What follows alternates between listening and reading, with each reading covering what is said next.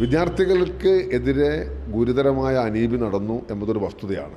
പക്ഷേ ഈ പ്രക്ഷോഭത്തിൻ്റെ മുൻനിരയിൽ നിന്ന CJPയും അപ്പോൾ അതിൻ്റെ നേതാക്കളും കേന്ദ്ര ഗവൺമെൻറ്റുമായി ചർച്ച നടത്തി. ആ ചർച്ചക്കകത്ത് CJP തൃപ്തരാണ്. അപ്പോൾ അതുകൊണ്ട് ആ ഭാഗം അവസാനിച്ചു കഴിഞ്ഞു. ഇനിയിപ്പോൾ CJPക്ക് ഇല്ലാത്ത ഒരാവശ്യം നമ്മൾ ഉന്നയിച്ചുകൊണ്ട് മുന്നോട്ട് പോവുക കുറച്ച് പ്രയാസമായിരിക്കും. കാരണം കുട്ടികളുടെ മേലുള്ള കേസുകൾ പിൻവലിക്കാൻ തീരുമാനിച്ചു.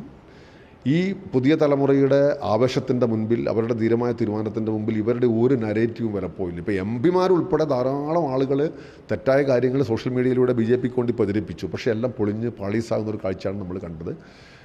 ഭയത്തിൻ്റെ അന്തരീക്ഷം രാജ്യത്തുണ്ടായിരുന്നത്, കാരണം ഇവരെ നേരിടാൻ കഴിയില്ല എന്ന ഒരു ഭീതി ഉണ്ടായിരുന്നത്. UAPA ചുമത്തുക, അല്ലെങ്കിൽ വേറെ ഈ സമരം നടക്കുമ്പോൾ തന്നെ എന്നോട് പലരും പറഞ്ഞിരുന്നു ഇതൊക്കെ പെട്ടെന്ന് തീർക്കും, ഒരു 19 പിള്ളേരുടെ പേരിൽ UAPA പിടിച്ചിടും, കേസിടും, പിടിച്ച് ജയിലിലിടും, അവിടെ അവസാനിക്കുന്നതാണ്. പക്ഷേ ആ അന്തരീക്ഷവും രാജ്യത്ത് നിന്ന് പോയിക്കൊണ്ടിരിക്കുന്നു എന്നതാണ് ഏറ്റവും പ്രധാനപ്പെട്ട കാര്യം. കേന്ദ്ര വിദ്യാഭ്യാസ മന്ത്രി സ്ഥാനത്ത് നിന്ന് ധർമ്മേന്ദ്ര പ്രധാന്റെ രാജി എന്ന് പറയുന്നത് പ്രതിപക്ഷ കക്ഷികൾ ഒരുമിച്ച് നടത്തിയ പോരാട്ടത്തിന്റെ ഒരു വലിയ വിജയം കൂടിയാണ്. നമുക്കൊപ്പം P. സന്തോഷ് കുമാർ MP ഉണ്ട്. പാർലമെന്റിൽ ഇനിയിപ്പോൾ എന്താണ് പ്രതിപക്ഷ നിലപാടെടുക്കാൻ പോകുന്നത് എന്നാണ് വലിയ ആകാംക്ഷ. പ്രധാനപ്പെട്ട ആവശ്യങ്ങളൊന്നായിരുന്നു പ്രധാന്റെ രാജി, അത് സംഭവിച്ചു. ഇനി പാർലമെന്റിൽ ചർച്ചയിലേക്ക് പോവുകയാണ്. എന്താണ് ഒരു പ്രതിപക്ഷത്തിന്റെ നീക്കം? പ്രതിപക്ഷത്തിൻ്റെ നീക്കം സംബന്ധിച്ച വളരെ കൃത്യമായൊരു ധാരണ ഞങ്ങൾ എല്ലാവരും കൂടെ ചേർന്ന് ഉണ്ടാക്കാൻ പോകുന്നതേ ഉള്ളൂ. ഇപ്പോൾ ഇന്ന് രാവിലെ മീറ്റിംഗ് ഉണ്ട്. ആ മീറ്റിങ്ങിനകത്താണ് ഒരു അന്തിമമായ തീരുമാനം എടുക്കുക. പക്ഷേ പ്രതിപക്ഷത്തിൻ്റെ ഏറ്റവും പ്രധാനപ്പെട്ട ആവശ്യങ്ങളിലൊന്ന് ഈ വിദ്യാർത്ഥികളോടൊപ്പം നിന്നുകൊണ്ട് ധർമ്മേന്ദ്ര പ്രധാൻ്റെ രാജി എന്നുള്ളതായിരുന്നു. രാജിവെച്ചു. ആ രാജിക്ക് തന്നെ ഒരുപാട് സാങ്കേതിക പ്രശ്നങ്ങൾ ഇപ്പോഴുണ്ട്. എന്ന് പറഞ്ഞാൽ അതൊരു മനസ്സില്ലാ മനസ്സോടെ ചെയ്ത കാര്യമാണ് എന്ന് തെളിയിക്കുമ്പോൾ നിരവധി ഉദാഹരണങ്ങൾ ആ കത്ത് വായിച്ചാൽ കാണാൻ കഴിയും. പക്ഷേ എന്നാലും രാജിവെച്ചു. യഥാർത്ഥത്തിൽ ഒരേ സമയം പല പ്രധാനപ്പെട്ട പ്രശ്നങ്ങൾ ഉയർന്നു വന്നിരിക്കുന്നു എന്നതാണ് ഈ സമ്മേളനത്തിൻ്റെ ഒരു പ്രത്യേകത. അയോധ്യയിലെ ഈ രാമക്ഷേത്ര നിർമ്മാണവുമായി ബന്ധപ്പെട്ട ഫണ്ട് കൈകാര്യം ചെയ്യുന്നതിൽ ഉള്ള അതിഗുരുതരമായിരിക്കുന്ന വീഴ്ച, തട്ടിപ്പ്, ഈ രാമനെ പോലും ഒരു വിൽപ്പനച്ചരക്കാക്കുന്നു, രാമൻ്റെ പേര് പോലും അഴിമതിക്ക് ഉപയോഗപ്പെടുത്തുന്നു എന്ന് പറയുന്ന ഒരു കാര്യം ലക്ഷക്കണക്കായ വിശ്വാസികളെ വേദനിപ്പിച്ചിട്ടുണ്ട്. ഈ വിദ്യാർത്ഥി പ്രക്ഷോഭത്തിൻ്റെ നടുവിൽ ആ കാര്യം അങ്ങനെ ഹൈലൈറ്റ് ചെയ്യപ്പെട്ടിട്ടില്ല എന്ന് മാത്രമേ ഉള്ളൂ. ഈ എഥനോൾ ബ്ലെൻഡിങ്ങിൻ്റെ പ്രശ്നം, അതും ഈ ഭരണകക്ഷിക്കിടയിൽ തന്നെ ഒരു മുറിവുറുപ്പുണ്ടാക്കിയിരിക്കുന്ന അല്ല പ്രശ്നങ്ങൾ ഉണ്ടാക്കിയിരിക്കുന്ന ഒരു കാര്യമാണ്. വിലക്കയറ്റത്തിൻ്റെയും അതുപോലെ തൊഴിലില്ലായ്മയുടെയും മറ്റ് പ്രശ്നങ്ങളൊന്നും ഞാൻ പറയേണ്ടതില്ല. കൃഷിക്കാരുടെ ഒക്കെ ധാരാളം പ്രശ്നങ്ങളാണ്. അപ്പോൾ അതുകൊണ്ട് പ്രതിപക്ഷം ആ വിഷയങ്ങളും കൂടെ ഉന്നയിക്കാനായിരിക്കും ശ്രമിക്കുക. അതേസമയം ഇന്നും നാളെയൊക്കെ ആയി പാർലമെൻറ്റിൻ്റെ അകത്ത് നടക്കുന്ന ഈ വിദ്യാഭ്യാസ സംബന്ധിയായ ബില്ലിൻ്റെ ചർച്ചയിലുമൊക്കെ പ്രതിപക്ഷം പങ്കെടുക്കണമെന്നുള്ളതാണ് ഒരു പൊതുധാരണ എന്ന് പറയുന്നത്. അതേസമയം മറ്റ് മർമ്മപ്രധാനങ്ങളായ വിഷയങ്ങളും കൂടെ ഉന്നയിച്ചുകൊണ്ട് മുന്നോട്ട് പോകുമെന്നാണ് ഇപ്പോൾ ഉള്ളൊരു ധാരണ. പക്ഷേ അന്തിമമായിട്ട് ഞങ്ങൾ ഇന്ന് തീരുമാനിക്കാൻ പോകുന്നേ ഉള്ളൂ. ഈ വിദ്യാഭ്യാസ മന്ത്രി രാജിവെച്ചു, പക്ഷേ വിദ്യാർത്ഥികൾക്ക് നേരെ അന്നുണ്ടായ പോലീസ് നടപടി, പ്രത്യേകിച്ച് എയർഗൺ പോലത്തെ ആയുധങ്ങൾ ഉപയോഗിച്ചിട്ടുണ്ട്, ഒപ്പം അവരെ യൂണിഫോം ഇടാത്ത ഉദ്യോഗസ്ഥർ തല്ലിയതുമായി ബന്ധപ്പെട്ട വിഷയങ്ങൾ, അതൊക്കെ കോൺഗ്രസ് ഇപ്പോൾ സജീവമായി വീണ്ടും ചർച്ചയിലേക്ക് കൊണ്ടുവരുന്നത്. അതിനൊക്കെ എങ്ങനെയാണ് പ്രതിപക്ഷം ഒറ്റക്കെട്ടെ നേടുക? അതിനകത്തൊരു കാര്യം എന്താണെന്ന് പറഞ്ഞാൽ, വിദ്യാർത്ഥികൾക്ക് എതിരെ ഗുരുതരമായ അനീതി നടന്നു എന്നതൊരു വസ്തുതയാണ്. പക്ഷേ ഈ പ്രക്ഷോഭത്തിൻ്റെ മുൻനിരയിൽ നിന്ന CJPയും അപ്പോൾ അതിൻ്റെ നേതാക്കളും കേന്ദ്ര ഗവൺമെൻറ്റുമായി ചർച്ച നടത്തി. ആ ചർച്ചക്കകത്ത് CJP തൃപ്തരാണ്. അപ്പോൾ ആ പ്രക്ഷോഭം അവരുടേതായിരുന്നല്ലോ. വിദ്യാർത്ഥികൾക്ക് പ്രതിപക്ഷം ധാരാളം പ്രക്ഷോഭം നടത്തി, നേരത്തെയും നടത്തിയിരുന്നു. ഞങ്ങൾ ഈ പ്രക്ഷോഭത്തിന് പൂർണ്ണമായ പിന്തുണ പ്രഖ്യാപിച്ചു. കോൺഗ്രസ് അങ്ങനെ ഈ പ്രക്ഷോഭത്തിൻ്റെ കൂടെ ഉണ്ടായിരുന്നില്ല.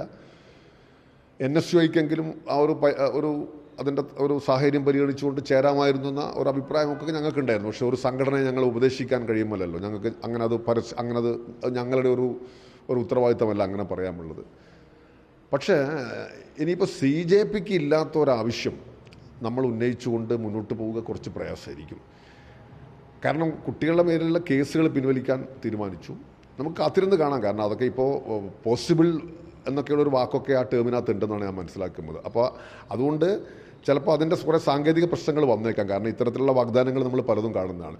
പക്ഷേ ഇപ്പോൾ അമിത്ഷാ മാപ്പ് പറയേണ്ടതാണോ എന്ന് ചോദിച്ചാൽ 1000 വട്ടം മാപ്പ് പറയേണ്ടതാണ്. അദ്ദേഹം ഇന്നലെയാണെന്ന് തോന്നുന്നു പിന്നെ ആദ്യമായിട്ട് ഈ കാര്യത്തിൽ എന്തെങ്കിലും തുറക്കുന്നത്. മൂപ്പർ ഇങ്ങനെ ഒളിച്ചോടൊരു കാലം ഉണ്ടായിട്ടില്ല.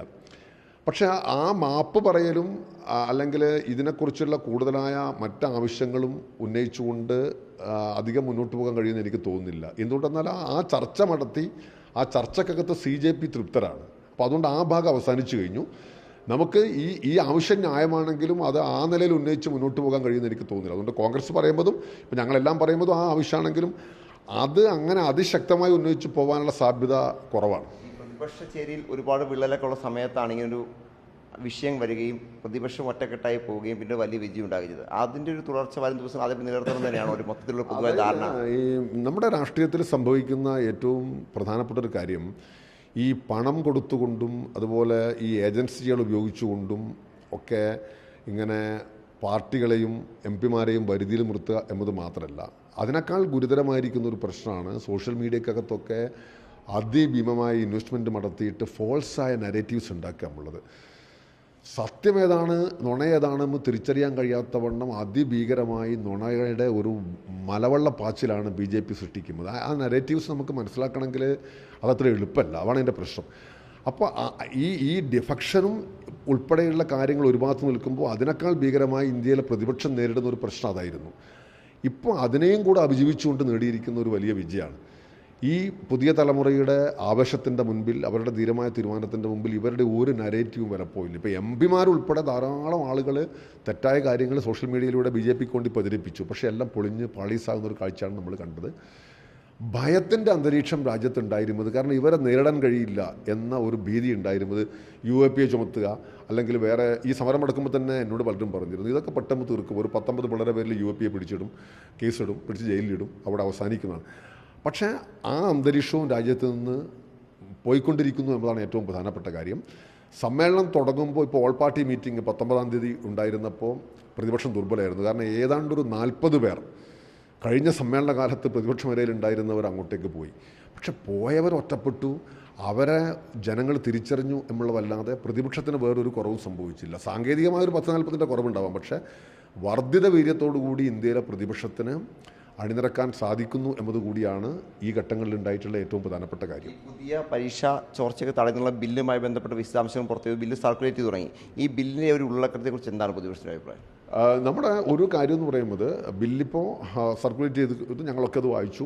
അത് നേരത്തെ ഉണ്ടായിരുന്ന നിയമത്തിൻ്റെ ഭേദഗതിയാണ്, പുതിയൊരു നിർദ്ദേശമല്ല, പുതിയൊരു നിയമമല്ല. നമ്മുടെ മുമ്പിലുള്ള പ്രശ്നം എന്ന് പറയുന്നത് ഈ NTA ഉൾപ്പെടെയുള്ള സംവിധാനങ്ങൾ വേണമെന്നുള്ളതാണ്. ആ ഏജൻസിയെ തന്നെ ഡിസോൾവ് ചെയ്യാമെന്നുള്ളതാണ് ഒരു കാര്യം.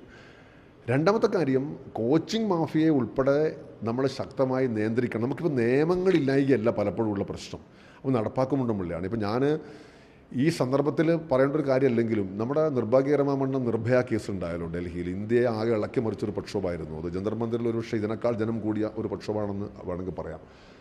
അന്ന് നമ്മൾ കുറേ നിയമങ്ങൾ മാറ്റി എഴുതി.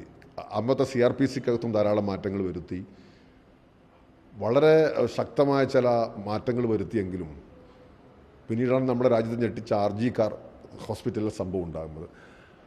അങ്ങനെ ധാരാളം സംഭവങ്ങൾ.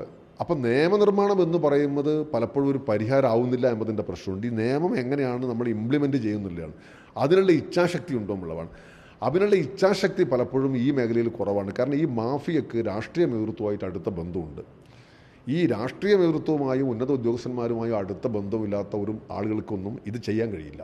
അപ്പോൾ ഇവർക്കെല്ലാം ഉള്ള വലിയ കണക്ഷൻ, പ്രത്യേകിച്ച് ഇപ്പോൾ ഈ വിഷയത്തിനകത്ത് 3-4 BJP നേതാക്കന്മാർ ഇപ്പോഴും ജയിലിലാണല്ലോ. അവർക്കൊരിക്കലും നിഷേധിക്കാൻ പറ്റുന്നില്ല, സാധാരണ നേതാക്കന്മാരല്ല. അപ്പോൾ അങ്ങനെയുള്ള പൊളിറ്റിക്കൽ മാഫിയ നെക്സസ് എന്ന് പറയുന്നതുണ്ട്. അതിനെ തകർക്കാനുള്ള ഇച്ഛാശക്തി ഗവൺമെൻറ്റിന് ഉണ്ടോ എന്നുള്ളതാണ് ചോദ്യം. അപ്പോൾ അത് ഞാൻ ഇവരിൽ നിന്ന് പ്രതീക്ഷിക്കുന്നില്ല. ചർച്ചയിലൊക്കെ പങ്കെടുക്കും, പക്ഷേ ഈ നിയമനിർമ്മാണം കൊണ്ട് മാത്രം കാര്യം ഉണ്ടാവില്ല എന്നാണ് ഞാൻ വിചാരിക്കുന്നത്. പാർലമെൻറ്റിലൊരു ചർച്ച പ്രതീക്ഷിക്കാം. പിന്നെ അത് ഞാൻ മാത്രമായിട്ട് തീരുമാനിക്കേണ്ട ഒരു കാര്യമല്ല, ഒരു വിഷയത്തിൻ്റെ നടപടിക്രമങ്ങൾ. പക്ഷേ ചർച്ച സ്വാഭാവികമായിട്ടും പ്രതീക്ഷിക്കാം ഇന്നു മുതൽ. എന്താണെങ്കിലും കഴിഞ്ഞ കുറേ ദിവസമായി, പ്രത്യേകിച്ച് കഴിഞ്ഞ ആഴ്ച 5 ദിവസം സഭ ചേർന്ന് ഒരു ദിവസം പോലും ചേരാൻ കഴിയുന്ന സാഹചര്യം ഉണ്ടായി. ഈ ആഴ്ചയിലേക്കായാൽ പോലും വലിയ തരത്തിൽ ഒരു സഭയിൽ ചർച്ചകളൊക്കെ ഉണ്ടാകാനുള്ള സാധ്യത, അപ്പോഴും മറ്റ് വിഷയങ്ങൾ, പ്രത്യേകിച്ച് അയോധ്യ അടക്കമുള്ള വിഷയങ്ങളൊക്കെ വരും ദിവസങ്ങളിൽ സഭയിലേക്ക് വരും എന്നാണ് പ്രതീക്ഷിക്കപ്പെടുന്നത്.